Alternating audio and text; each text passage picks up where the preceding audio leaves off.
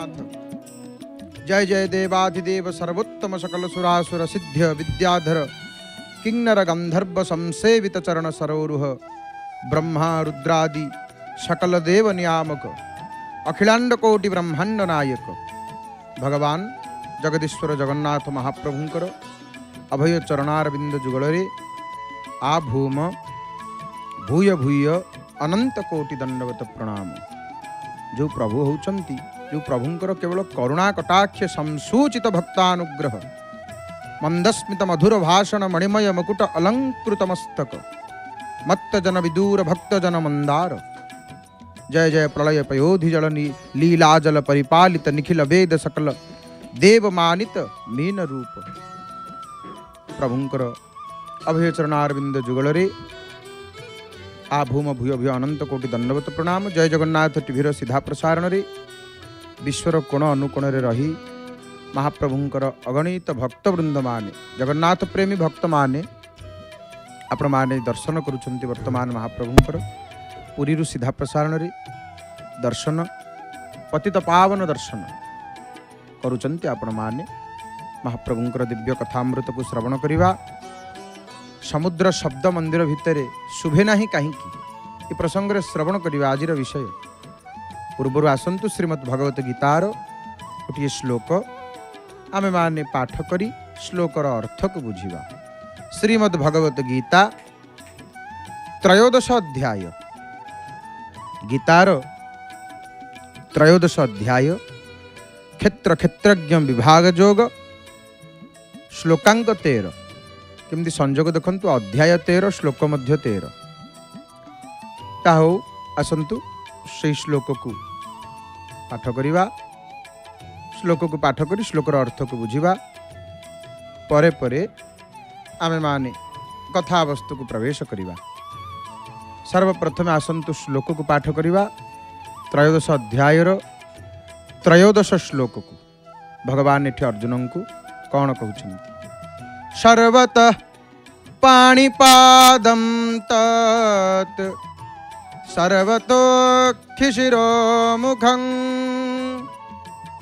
सर्वतः श्रुतिमल्लोके सर्वमावृत्य तिष्ठति।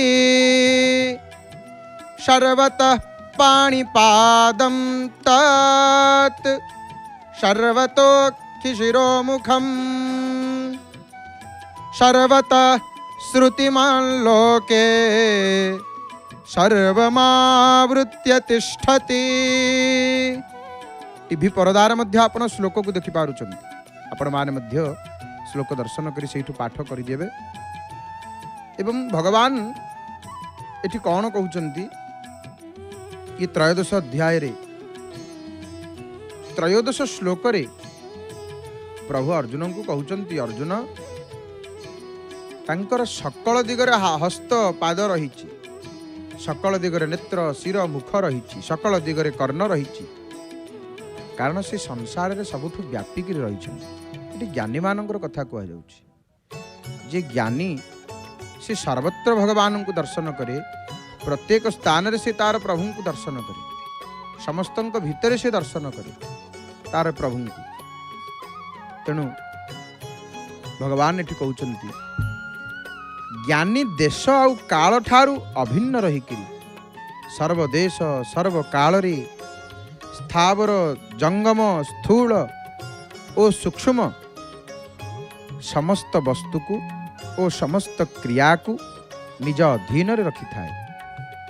से विश्वबाहु सर्वरूप सर्वदा सकल कर्मर कर्ता एवं एक समय रे सबु दिगरे समस्तंक देहरे से अवस्थित से होची विश्वपाद।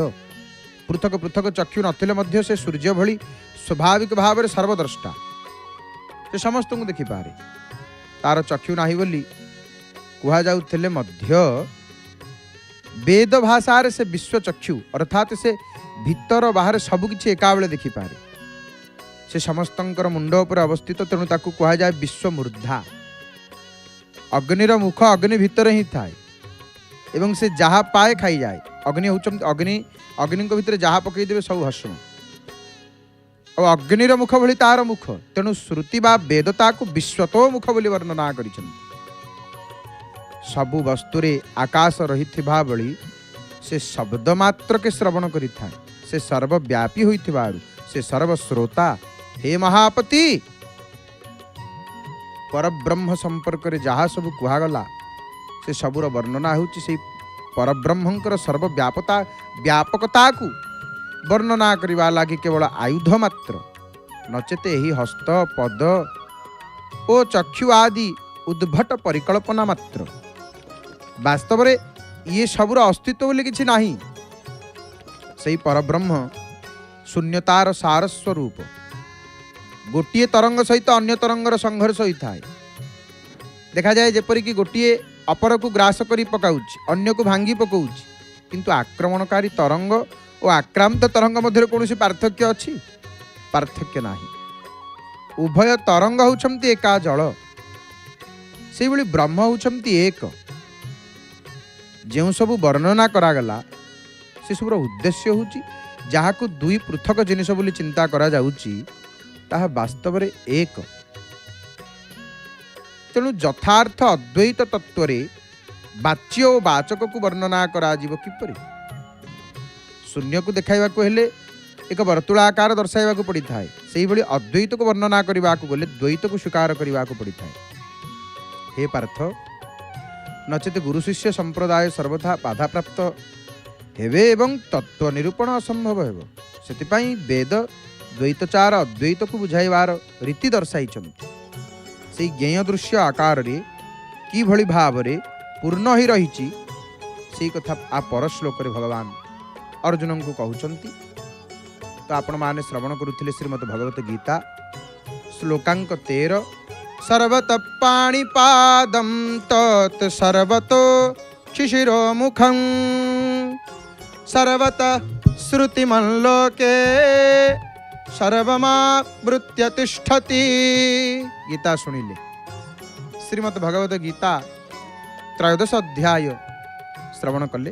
एबे आसंतु गीता जते बेले सुनिछि बड़ देउल केडे सुंदर भाव रे देखा जाउछन्ति। आपण देखुछन्ति बड़ देउल श्रीमंदिर को। तो श्रीमंदिर विषय अल्प टिके कोन जानिकरी कथा वस्तु को जीवा। आजिर श्रीमंदिर जानिबा कथा रे आमे माने जानिबा अधर पोछा कौन। अधर कहिले ओठ, पोछा अधर पोछा कौन? महाप्रभुंकर श्रीमंदिर भितर बड़देउल भितर एते कथा रही। प्रत्येकटी कथा रहस्यमय आ प्रत्येक कथारे किछि ना किछि रहस्य रही। एवं सही ये अधर पोछा कहिले कौन आमे बुझिबा। अधर पोछा कर्पूर चंदन ओ कस्तूरी मिश्रित जल रे गोटे वस्तु को गोटे माने वस्तु कहले गोटे वस्त्र गोटे कन्ना गोटे वस्त्र को ओदा करिकिरी श्रीमुख को पोछिबा कर्म को नीति को अधर पोछा बोली कह जाई था। महाप्रभुंकर यही अधर पोछा कौन जेते बेले प्रश्न आसे कर्पूर चंदन आ कस्तूरी मिसी थबो से गोटे पानी से पानी रे कस्तूरी मिसिबो कर्पूर मिसिबो चंदन मिसिबो गोटे कन्ना बुढ़िया हबो कन्नाटा को उदा करा हबो महाप्रभुंकर श्रीमुख को पोछिबा कर्म को अधर पोछा बोली कह जाई था। आजिर श्रीमंदिर जानिबा कथा रे आमे माने जानिले अधर पोछा कौन। आउ थरे कहि रखुछु कर्पूर चंदन और कस्तूरी मिश्रित जल रे गोटे वस्त्र को ओदा करी श्रीमुख को पोछिबा कर्म को अधर पोछा बोली कह जाई था। आजिर श्रीमंदिर जानिबा कथा रे जानिले अधर पोछा कौन। तो महाप्रभुंकर श्रीमंदिर विषय जेतबेले आमे जानिछे श्रीमंदिर जानिबा कथा रे मध्य आमे जानिले आसंतु विषय वस्तु को प्रवेश करिबा। महाप्रभुंकर मेघनाद प्राचेरी रहिछि श्रीमंदिर चतुःपार्श्व एवं ये क्षेत्र रे समुद्र अछंती नदी अछंती। पूर्वे मध्य बड़दाण्डे मध्य नदी प्रवाहित होउथले इतिहास जहाँ कहती 6टी रथ निर्माण होउथला। केते कथा रहिछि अनेक कथा रहिछि जो गुडा को आमे जानिने मध्य। तेणु जहाँ गुप्त रे रहिछि ଏବଂ ସମୁଦ୍ର ଶବ୍ଦ ମନ୍ଦିର ଭିତରକୁ ଶୁଭେ ନାହିଁ। ଏଡ଼େ ବଡ଼ ମନ୍ଦିର ଭିତରକୁ ସମୁଦ୍ର ଶବ୍ଦ ଶୁଭେ ନାହିଁ। ବର୍ତ୍ତମାନ ତ ଶବ୍ଦ ପ୍ରଦୂଷଣ ଅତ୍ୟଧିକ ମାତ୍ରାରେ ବୃଦ୍ଧି ପାଇଛି, କିନ୍ତୁ ସମୁଦ୍ରର ଗର୍ଜନ, ସମୁଦ୍ରର ଶବ୍ଦ, ଜୁଆରର ଲହରୀର ଶବ୍ଦ ଶୁଭୁଥାଏ। ଏବେ ତ ଚାରିଆଡ଼େ ଶବ୍ଦ ପ୍ରଦୂଷଣ ଅଧିକ ହେଲାଣି, କିନ୍ତୁ ଯଦି ଏସବୁ ନଥାନ୍ତା ସମୁଦ୍ରର ଶବ୍ଦ ଶୁଭେ। କିନ୍ତୁ ବଡ଼ଦେଉଳ ଭିତରକୁ ସମୁଦ୍ର ଶବ୍ଦ ଶୁଭେ ନାହିଁ କାହିଁକି? ଏହାର ଅନେକ କାରଣ ରହିଛି, ରହସ୍ୟ ରହିଛି। ଆମେମାନେ ଶ୍ରବଣ କରିବା, ପତିତ ପାବନ ନାରାୟଣଙ୍କର ସୁନ୍ଦର ଦର୍ଶନ କରୁଛେ। ମହାପ୍ରଭୁଙ୍କର ଆଜି ରବିବାର,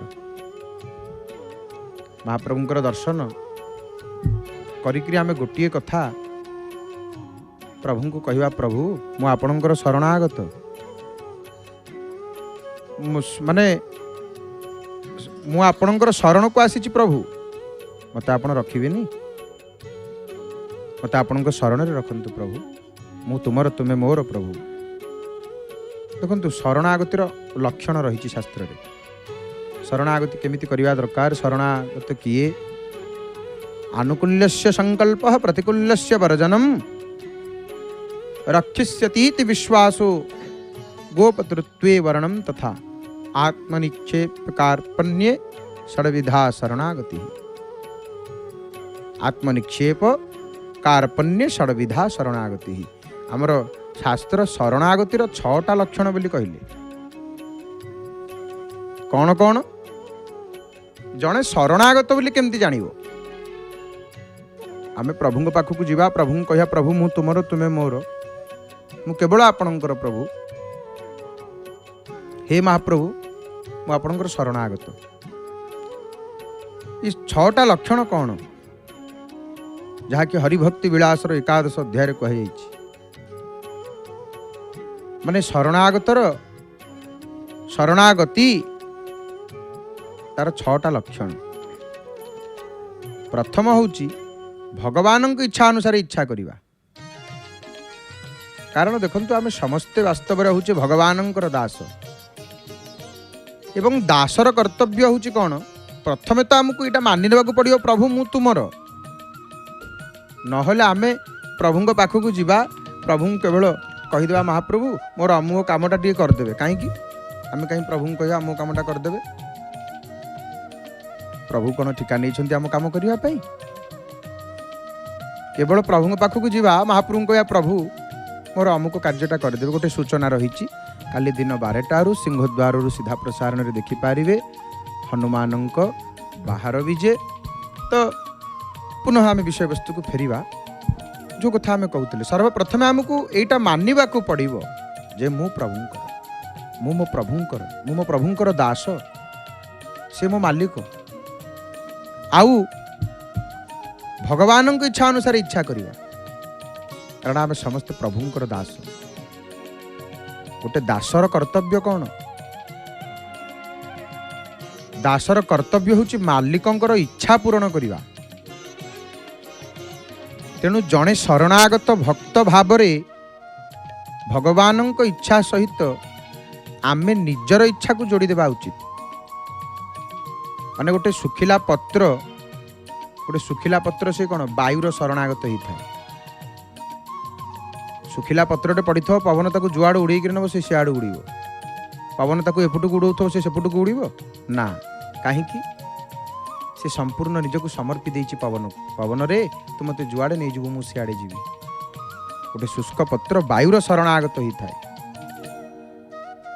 ପବନର ଶରଣାଗତ ହେଇଥାଏ। ପବନ ତାକୁ କ'ଣ କରେ ନା, ତାକୁ ଉପର ତଳ ଆଗ ପଛ ଯୁଆଡ଼େ ଉଡ଼ାଏ, ସେ କିଛି ଆପତ୍ତି କରେ ନାହିଁ। ସେହିପରି ଭଗବାନଙ୍କର ଖୁସିରେ ଆମେ ମଧ୍ୟ ଖୁସି ହେବାକୁ ଶିଖିବା ଉଚିତ। ଏଇଟା ହେଉଛି ଶରଣାଗତିର ପ୍ରଥମ ନିୟମ, ଲକ୍ଷଣ। ଆମେ କହିବା ପ୍ରଭୁ ମୋର ଏହି ଇଚ୍ଛାଟା ପୂରଣ କର, କେମିତି ହେବ? ପ୍ରଭୁ ଯାହା ତୁମ୍ଭ ଇଚ୍ଛା ପ୍ରଭୁ। ତେଣୁ ଇଏ ତ ସଂସାର, ମିଛମାୟା ସଂସାର, ଏଠି କି ଲୀଳା କରୁଛନ୍ତି ଆପଣ, ବିଚିତ୍ର ଲୀଳା। ଏ ଖେଳ ଘର ଆପଣଙ୍କର ପ୍ରଭୁ, ଆପଣ ଏକମାତ୍ର ମୋର ନିଜର। ଭଗବାନଙ୍କ ଖୁସିରେ ଆମେ ଖୁସି ହେଇଯିବା, ଇଏ ହେଲା ପ୍ରଥମ ଲକ୍ଷଣ। ଦ୍ୱିତୀୟ, द्वितीय होउची प्रतिकूलस्य वर्जनम, आनुकूल्यस्य संकल्प प्रतिकूल्यस्य वर्जनम। भगवान को इच्छा विरुद्ध रे इच्छा न करिवा। आमको महापुरु जीवन रे आमको जहाँ भी मिली, आम जीवन रे आम जहाँ भी प्राप्त करि थाउ, जहाँ आम पाइचे ताहा आम पूर्व जन्मर एवं वर्तमान कर्म अनुसार आमको सब मिलूँ। हिसाबपत्र होकर कागज पत्र होकर आम आसचु एठी ये जन्म हम, ये जीवात्मा ये जन्म हम। आहा हरि हरि बोल। पतित पावन नेत फरफर होकर उड़ुंट। आज दक्षिण रु पवन आसुच्ची, उत्तर को उड़ुंट। आज हलदिया पताका पताका लगी दृश्य को संध्या समय आपण मैंने दर्शन कर। तो द्वितीय कौन ना भगवानंकर इच्छा विरुद्ध रे इच्छा न करिवा। कारण आमे जहाँ पाइचे पूर्वजन्म आमे जहाँ अर्जन करछे ताकू धरिक आसचे। ए शरीर से आमको मिली, ताकू आमे भोग करिवा। एवं वर्तमान कर्म अनुसार आमे जहाँ कर्म करुचे, किंतु ए कर्मर फल आपे आपे मिली न थाए। कर्मर फल आपे आपे मिलबनी। भगवान जगन्नाथ महाप्रभु से गुड़ को लिपिबद्ध करी जितेबाला उचित समय आसीबो से फल महाप्रभु देदेवे। कारण जेहेतु भगवान निजे फल प्रदान करिथांती, आमे सहरस से गुड़ को स्वीकार करिवार अभ्यास करिवा उचित। साधारणतः जितेबाला संसार रे मनुष्य माने धन संपत्ति यश आनंद एवं विलास प्राप्त करिथांती, से माने भगवान को कृतज्ञता ज्ञापन करने को भूली जाती नी। देखु ये संसार रे कहीं सब कथा गुड़ा केमिति सत्य।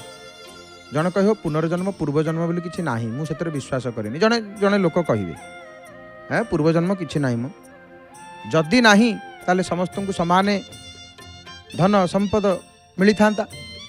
किंतु ये संसार रे कहीं जड़े दुख भोग करुच्ची, कहीं जड़े सुख भोग करुच्ची, कहीं जड़े रोगी होकर अच्छी, कहीं जड़े सुस्थ होकर अच्छी, कहीं जड़े सुंदर, कहीं क्या महाप्रभु जन को रूप देइछन्ति, जन को अरूप प्रदान कर देइछन्ति, माने असुंदर कर देइछन्ति। कहीं ये संसार रे वर्ण मध्य देखंतु, क्या कला करिछन्ति, क्या गोरा करिछन्ति, क्या श्यामल करिछन्ति, किए धनी होकर जन्म होइछि, किए गरीब घर जन्म होइछि। कहीं ये सब एमती अच्छी। जदि पूर्वजन्म नाही ताले तो समस्त को समान कर दी था। ये सब अच्छी। भगवान जहाँ को देइछन्ति धन संपत्ति यश आनंद विलास, से माने भगवान को कृतज्ञता ज्ञापन करवा दरकार, किंतु भूली जाती। किंतु जितेबाला दुख पड़े, कष्ट जितेबाला पड़िबो, गधपाद धरिया पे आमे पछेइबानी। जदि दुख पड़िबो, सुख समय कौन भगवान को भूली गले। दुख में सुमिरन सब करे, सुख में करे ना कोय, जो सुख में सुमिरन करे, दुख काहीं को होय।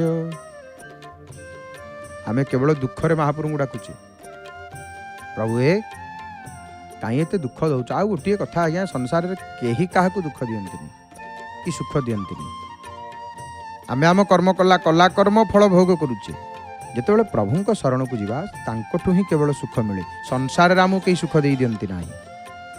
काउ न को कर सुख दुख दाता, निज कृत कर्म भोग सब भ्राता। एटी समस्त आम निज कलाकर्मर फल भोगुचे। मु दुख भोगुची, मो कलाकर्मर फल भोगुची।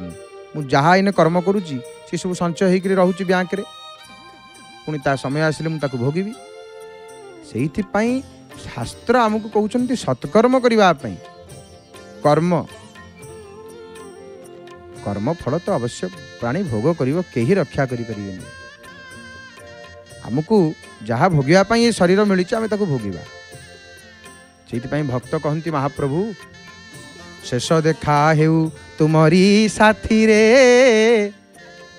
शेष भोक मरु तुम अभड़ा डाली रे शेष दिन हौ तुमरी पाखरे शेष निद हेउ तुम सरग दुआरे एतिकी अली हे प्रभु तुम्भ श्री छामुरे। महाप्रभु ये जन्म मृत्यु दुख दुखालय को मत आउ पठांतुनि प्रभु केते दुख एठी मु भोग करूची एठी मु केते दुख भोग करूची। ସେଥିପାଇଁ ସଦ୍ଗୁରୁ ମାନେ ଶାସ୍ତ୍ର କହିଛନ୍ତି ଆମକୁ ଗୁରୁଙ୍କର ଆଶ୍ରୟ ନେଇକିରି ସଦ୍ଗୁରୁଙ୍କର ଆଶ୍ରିତ ହେଇ ସଦ୍ଗୁରୁଙ୍କ ଦ୍ୱାରା ପ୍ରଦତ୍ତ ନାମ ମନ୍ତ୍ରକୁ ଜପ କରି ଏ ଭବସାଗରରୁ ପାରି ହେଇଯାଉ। ଏଠି କେବଳ ଦୁଃଖ ଏଠି ସୁଖ ଖୋଜି ଯିଏ ଏଠି ସୁଖ ଖୋଜୁଛି ତାର ବୃଥା ସମୟ ହିଁ ଯାଉଛି। ଏଠି ସୁଖ କାହିଁ? ଭଗବାନ ଯେମିତି ରଖିଛନ୍ତି ତାଙ୍କୁ ଭଜନ କରିବା ଆଉ ତାଙ୍କର ଶରଣାଗତ ହେଇଗଲେ ତାଙ୍କର ଭକ୍ତ ହେଇଗଲେ କେବଳ ଆନନ୍ଦ ହିଁ ଆନନ୍ଦ। ହଁ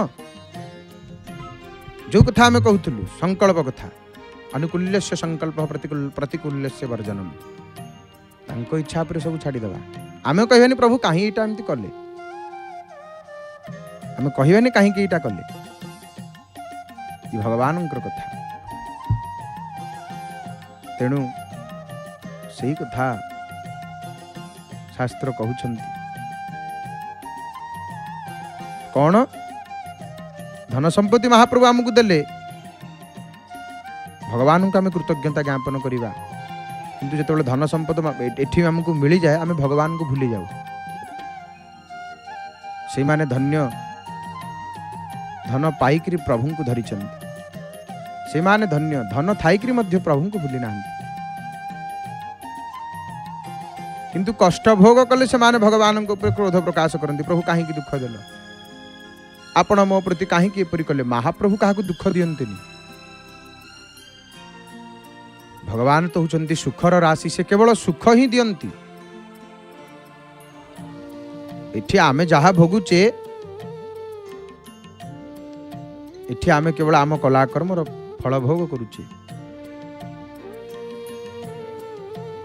तेणु एकई पक्षी तार फल भुंजई नित्य महाबल से फल खाई मत भोल निरते पसे नाना घर आर पक्षी थाई भोके सकल पक्षी रूप देखे वृक्षर फल जे भुंजई किरात जाले से पड़ई एकई ब्रह्म नाना रूपे भ्रमई मायामय कल्पे से जेबे जाने वेद सार संसारे भ्रम काहीं तार सार कथा को जिते जानी जीवा आउ कौन संसार रे भ्रमर पड़िबा आमे केवल एठी भ्रमरे पड़ीचे तांको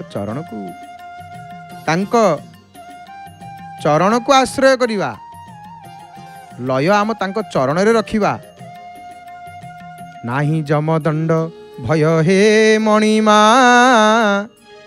सुखे गौरवे नाही लय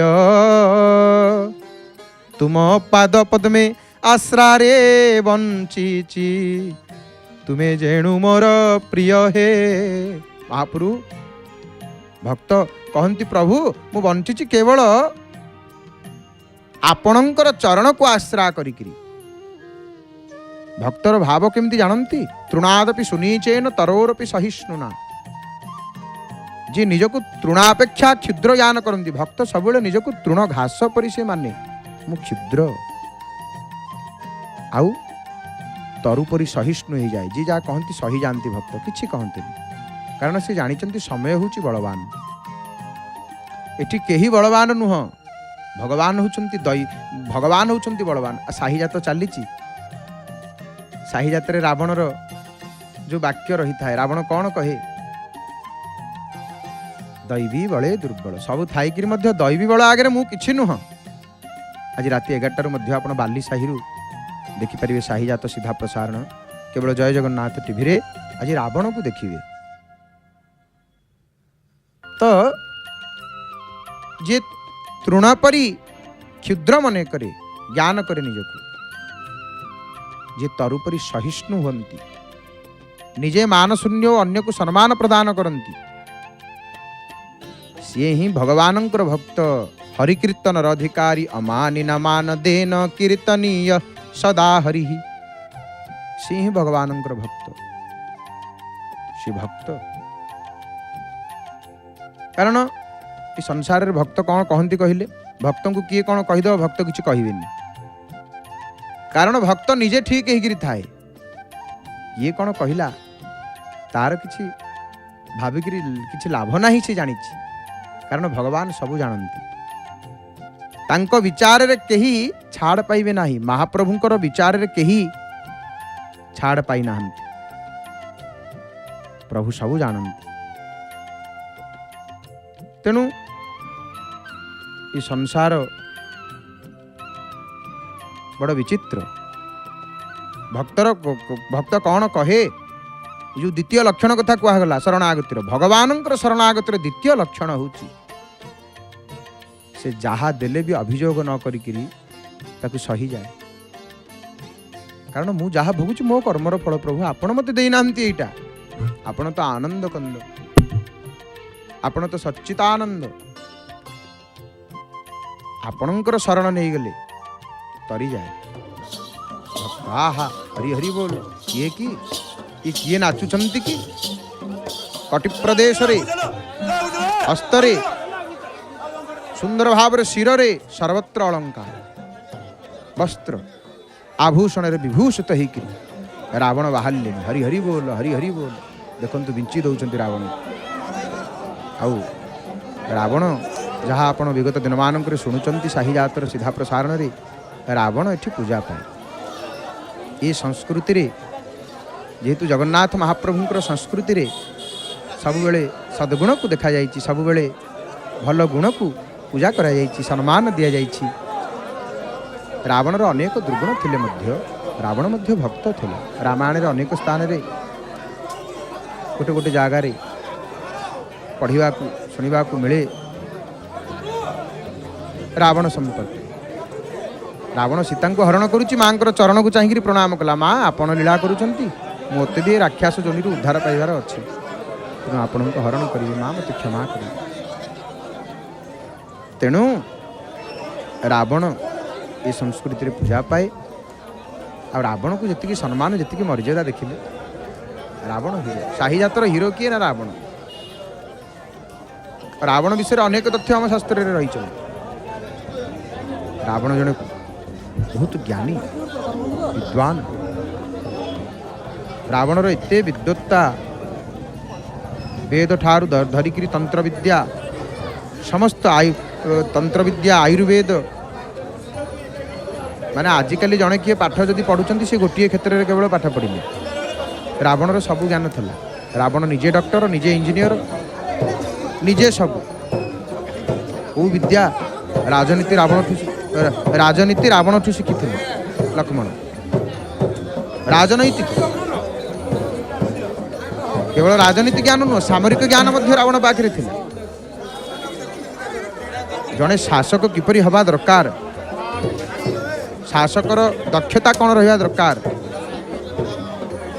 रावण ज्ञान रावण पाखे से ज्ञान था कारण देखुना लंका कौन अभाव था रावण शासन करुला से लंकार पाचिरी सुना काम हो हनुमान गला बेलू लंकार देखिले पत्थर पड़ी से सुना लगे माने जड़े समृद्ध शासक माने लंका को समृद्ध करवा एवं शक्तिशाली साम्राज्य रूप से गढ़ा ये रावणर लक्ष्य था रावण करी देखी एवं तार शासन समय लंकार अनेक विकास केमिति जड़े राजनैतिक हवा दरकार रावण ठारू शिखा दरकार तेणु रावण परम विद्वान तो रावण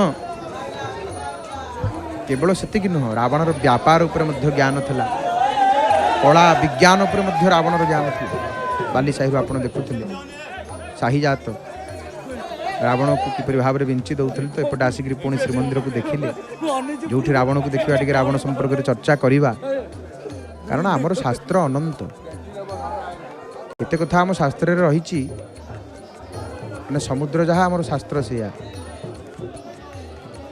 तो आम भगवान शरणागतिर लक्षण संपर्क में चर्चा करुले नहीं कि भगवान जो तृतीय इच्छा भगवान आमको जहाँ देले आम ताकू सही जावा दरकार। तृतीय इच्छा कौन ना भगवान आमर रक्षा करुछंती इटा विश्वास रखा दरकार पूर्ण विश्वास जे प्रभु ही आमर रक्षा करता प्रभु ही आमको रक्षा करुछंती। भगवान आमर सनातन पिता अटंती आ महाप्रभु ही सृष्टिर समस्त प्राणींकर रक्षक। आपण कहे केमिति प्रभु ई संसार रे समस्तंकर रक्षक।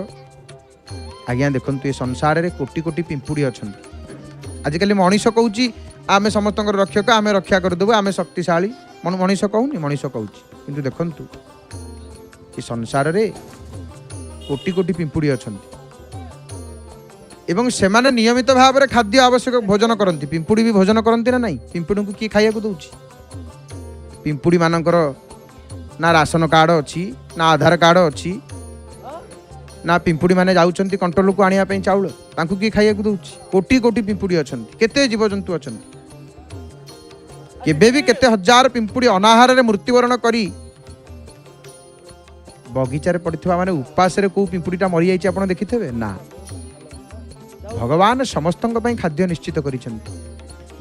आमे केवल ये वृथाटारे संसार रे चिंता करुचे मु न रहिले तार कौन हम सी न रहिले मोर कौन हम एगुड़ा सब वृथा चिंता केमिति भगवान ही आमर सनातन पिता अटंती से समस्तंक पई खाद्य खंजी देइछंती आ नुह कौला शिशुटीए जन्म हौ हौ ता पई खाद्य ता पई भोजन रखी देइछंती महाप्रभु देखिले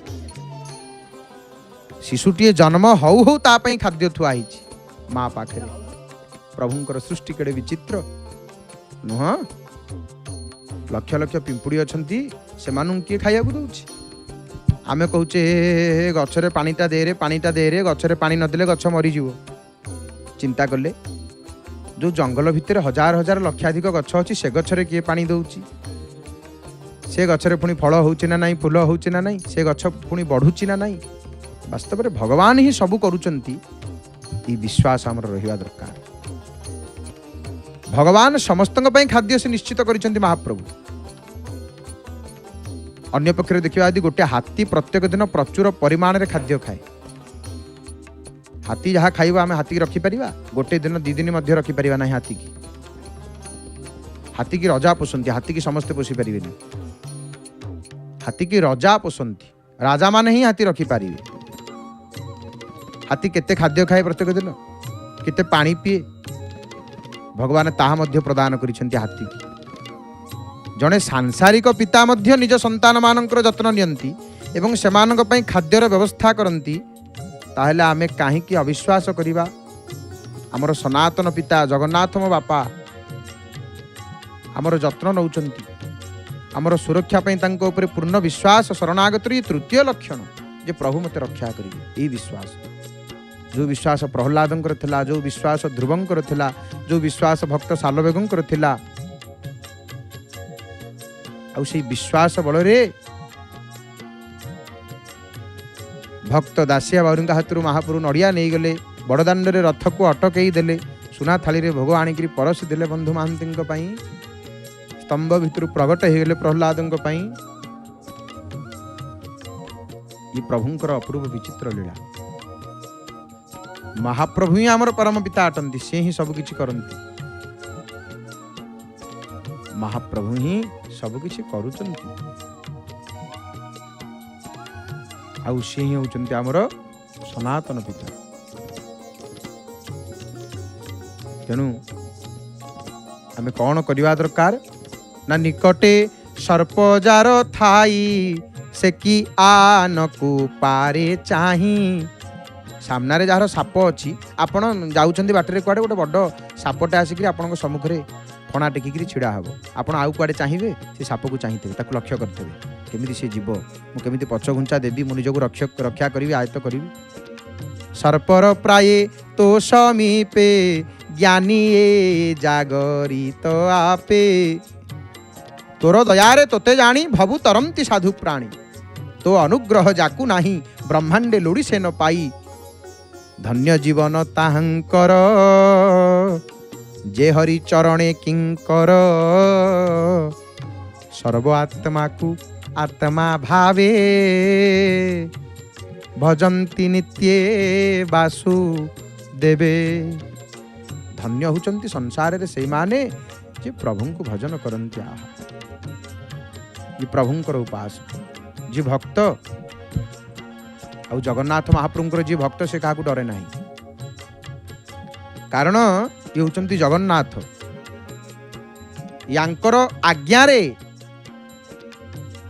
जमराज दंड धरिकी दंड पाणी होइचंती दंड दौचंती पापी आत्मा मानंकु सकल प्राणी मानंकर मृत्यु होउची प्राण हरण करूचंती यांकर भयरे सूर्य नारायण उदय होउचंती यांकर भयरे वर्षा होउची हरि हरि बोल हरि हरि बोल हरि हरि बोल रावण को दर्शन देखिले ये रावण लंकापति रावण संसार रे जेते प्रजा अछंती ज्ञानी अछंती रावण ज्ञान रे बहुतरे कम थिला रावण भितर दुर्गुण थिला तथापि अनेक भल गुण मध्य थिला आउ रावण जी जहाँ संपर्क आपण माने किछि समय पूर्व श्रवण करथिले रावणर केते माने विद्वत्ता विद्वान रावण थिला रावण केवल वेद पढ़ी नथिला वेद पढ़ीथिला तंत्र पढ़ीथिला आयुर्वेद पढ़ीथिला राजनीति जानिथिला सामरिक रणनीति मध्य रावण को जଣା थिला ता सहित आउ गोटे कथा कोन जानंती रावण को संगीत मध्य जଣା थिला संगीत शास्त्र रे मध्य परम विद्वान होची रावण आपन को संगीत शास्त्र ना हो कोई कला नहीं कोई विद्या नहीं जहाँ रावण को जଣା न सबु किछि रावण जानि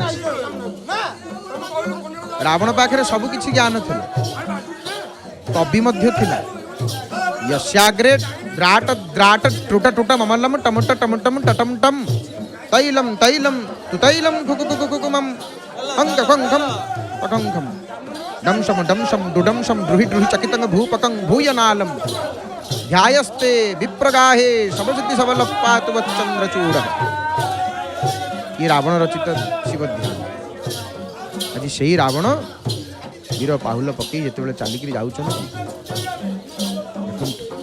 भयंकर मुख लुचि दौरान रावण संगीत शास्त्र में परम ज्ञानी थिला संगीतज्ञ आ कवि मध्य थिला रावण संगीत रे एते निपुणता रावण पाखरे थिला रावण गोटे महान संगीतज्ञ थिले रावण केवल संगीतज्ञ तो नथिला जने यदि गीत गाइबे से सब वाद्य गुड़िक बजई पारे बोली तार किसी माने ना जदि बजई पारे गोटे जोड़े बजई पारे तीनोटी बजई पारे सबुतक वाद्य केमती बजई देवे रावण सब वाद्य बजई करता विशेषकर रावणर प्रिय वाद्य है वीणा रावण वीणा बजाऊला रावण मध्य वीणा बजाऊला आउ संगीतर विभिन्न शैली को नाच आरंभ है रावण नाच ये रावणर नाच आपण देखुं रावण रावण किए विश्रवानंदन मो नाम रावण रावण विश्रवानंदन पराक्रमे नहीं त्रिभुवने के समान विराजुछि दश भुवन रे मोर जश तिनी भुवन कुजिणी नाम दश शिष अरे वानर बलवीर्यर महिमा विशेष कहिबी केते तो आगे गारिमा तिनी भुवन रे मो समान नाही केही देवताए युद्ध अग्रे न पारंती सही एडु मो संगते के न करंती शत्रुपण शत्रु शत्रु मर्दन करी मो नाम रावण रावण आज रावण आसुछन आ वैजयंत्री सेवक महाभाग तांकर मध्य ए तांकर वाद्य को मध्य बजाउछन महाशय वैजयंत्री महाशय मध्य तांकर वाद्य देखंतु जगन्नाथंकर बाजा रावण संगे आसु रावणर सहित एठी जगन्नाथ महाप्रभुଙ୍କର संपर्क केमती देखंतु एवं एही रावण जेते बेले बद्ध हेबे गोटे मंदार फूलटी कह जाए सिंहासन स्पर्श कर रावण भितर पड़े कारण महाप्रभु को जणिया हब महाप्रभु आपण कलिजुगर अछंती जगन्नाथ रूप रे लीला करूछंती पुरुषोत्तम क्षेत्र में ये त्रेता जुगर रावण नुह प्रभु काले प्रभुंर मन पड़ आवेश आसिक प्रभु कौन करदेवे कि केवल लीला प्रभुंर प्रसन्न निमंत प्रसन्नता निमंत महाप्रभुंर मन पड़ जाए आहा त्रेता जुगर एमती लीला मुझे रावण को बध करी एमती मोर पार्षद जी कि सनत कुमार अभिशाप एमती राक्षस जोनि जन्म होते रावण होता बध कर रावणर रचित शिवतांडव हूँ सबुठ समस्त प्रिय सर्वजन विदित शिवतांडव स्तोत्र को देखिले कि रचना शिवतांडव कौन लिखाही माने एते सुंदर रचना शिवतांडव ये रावण द्वारा रचित शिवतांडव रावण जिते आसती से शिवतांडव पाठ करके आस जटाटवी गलज्वल प्रवाह पावितस्थले गले वलंब्य लंबितम भुजंग तुंग मालिका डमट डमट डमट डमट निनादव डमर्वयम चकार चंड तांडवम तनोतु न शिव शिवम रावण शिवतांडव पाठ करी परम शिव भक्त रावण आ रावण भारी भल पाती कौन कहले वीणा बजेवा रावण वीणा बजेबार धुरंधर मन हम वीणा धरिक बजेबे रावण आउ विशेषकर रावणर गुण संपर्क में जो आम चर्चा कर रावण अनेक शास्त्र ज्ञानी थे देखो नाच हो रावण नाच किंतु से रावण कौन कहले जानती हनुमान से रावण हनुमान रे बानर कौन कने जो हनुमान लंका पोड़ी सेतु बंध बंधा हो रावण कहला कौन सेतु बंध बंधा हो गला आप रावण खाली हरिबोल पढ़ुथब हरिबोल पढ़ुची रावण आज नाची नाचिक देखु कि ठाणी अंग भंगी वीर पाहुल पढ़ुची आउ रावण आसुचंती जातम ब्रह्मकुले गजधन पत्नी जा कुंभकर्णानुजम पुत्र शक्रादित्य स्वयं दशशिरः पूर्णारभुज विंशक्ति दैत्य कामचरे रथाश्रु विजयी तार मध्ये समुद्र गृहे ये सर्व निष्फलम ततैतः बलिनम दैव बले दुर्बले दैवी बल आगे कहार बल काम दिए रावण नाचुच रावण ताटिकी देखिले ये पूजा ताटी आउ प्रच्छद पटरे रावणकर पश्चात भागरे एठी देखंतु त्रिपुंड भगवान शंकर चिता कारण रावण परम शैव परम शिव भक्त प्रत्येक दिन रुद्राभिषेक वेदरे तो परम ज्ञानी थिला ना रावण रावण अहरनिशी रावणर मंत्र वेदर अनेक शाखार अनेक मंत्र गुड़िक रावणर मुखरे रावण केवल दुष्ट थिला ता न परम तपस्वी मध्य थिला से मध्य तपस्या करी से शक्ति प्राप्त होता आउ रावण रावण एते ज्ञानी थिला रावण आगे कहीं शास्त्रार्थ करने मध्य साहस करू नथिले रावण शास्त्रार्थ माहिर थी आउ अन्य ज्ञानी व्यक्ति आगे कि कथबार्ता करि पार नथिले आउ शास्त्रार्थ करवा केवल ज्ञानवर्धन कथा ये नुह शास्त्रार्थ जने करियो सेतेबेले जेतेबेले माने तार बुद्धिमता को से प्रकट करे शास्त्रार्थर एते महिमा शास्त्रार्थ कहीं देखते रावण आड़े दौरान कारण रावण आसो मैंने समस्ते साइड कई बाटे रही रावण आउ रावण केवल से नुह जहाँ अच्छी शास्त्र रावण परम वैज्ञानिक माने खगोल विज्ञान रावण खगोल विज्ञान माने यांत्रिकी एवं निर्माण मध्य रावण को भल भाव जना कहून पूर्व रावण निजे डॉक्टर निजे इंजीनियर सबू कला सबू विद्या रावण को जना कौन न जना रावण को ଆଉ ରାବଣ ବୈଜ୍ଞାନିକ ଥିବା ସହିତ ରାବଣର ପରିବାର ଏବଂ ସମାଜର ସ୍ଥିତି, ରାବଣର ଜ୍ଞାନ ଆଉ ବୁଦ୍ଧିମତ୍ତା କେବଳ ବ୍ୟକ୍ତିଗତ ନୁହଁ। ସେ ନିଜ କେବଳ ରାବଣ ଏକୁଟିଆ ଜ୍ଞାନୀ ନଥିଲା ତାଙ୍କ ଘର ଭିତରେ, ତାଙ୍କର ପରିବାର ଆଉ ସମାଜ ପାଇଁ ମଧ୍ୟ ମହତ୍ୱପୂର୍ଣ୍ଣ ଥିଲା। ରାବଣକୁ ସମସ୍ତେ ମାନନ୍ତି, ପ୍ରଜାବତ୍ସଳ ଥିଲା ରାବଣ। ଆଉ ତାପରେ ପରିବାରକୁ ଉଚିତ ମାର୍ଗଦର୍ଶନ ଦେଇଥିଲା ରାବଣ। ସମାଜରେ ନୈତିକ ମୂଲ୍ୟକୁ ସ୍ଥିର ରଖିବା ପାଇଁ ପ୍ରୟାସ ମଧ୍ୟ ରାବଣ କରିଥିଲା। ରାବଣ ଜ୍ଞାନୀ ଥିଲା। ବଧ ହେଇଗଲା ପରେ ଭଗବାନ କହିଲେନି ଯାଇକରି ସଂସାରର ଗୋଟେ ସବୁଠୁ ବଡ଼ ଜ୍ଞାନୀ ଲୋକ ମରିଯାଉଛି, ତାଠୁ କିଛି ଜ୍ଞାନ ନେଇ ଆସ ଲକ୍ଷ୍ମଣ, ଯାଅ ତମେ ତାଠୁ କ'ଣ ଜାଣିବା କଥା ଜାଣିଦିଅ। ଲକ୍ଷ୍ମଣଙ୍କୁ କ'ଣ ଜ୍ଞାନ ଦେଇଥିଲେ ଜାଣନ୍ତି? ଲକ୍ଷ୍ମଣଙ୍କୁ ମଧ୍ୟ ଅନେକ ଜ୍ଞାନ ଦେଇଥିଲେ ରାବଣ। ରାବଣ ସମ୍ପର୍କରେ ଯେତେବେଳେ ଆସେ, ଏ ସଂସାର ଭିତରେ ଯେତେ ଜ୍ଞାନୀ ଅଛନ୍ତି ସବୁଠୁ ବଡ଼ ଜ୍ଞାନୀ ରାବଣ ଥିଲା ସେ ସମୟରେ। ଏବଂ ରାବଣର ପ୍ରସଙ୍ଗ, ରାବଣର କଥା ଏବଂ ରାବଣଠୁ ବଡ଼ ଜ୍ଞାନୀ କିନ୍ତୁ ସଂସାରରେ ସେ ସମୟରେ କେହି ନଥିଲେ। ଏବଂ ଦେଖନ୍ତୁ କିପରି ଭାବରେ ରାବଣ ଆଜି ନାଚି ନାଚି ଆସୁଛନ୍ତି। ଆଉ ରାମାୟଣର ସବୁଠାରୁ ଜ୍ଞାନୀ ଚରିତ୍ର ଯଦି ଦେଖିବେ,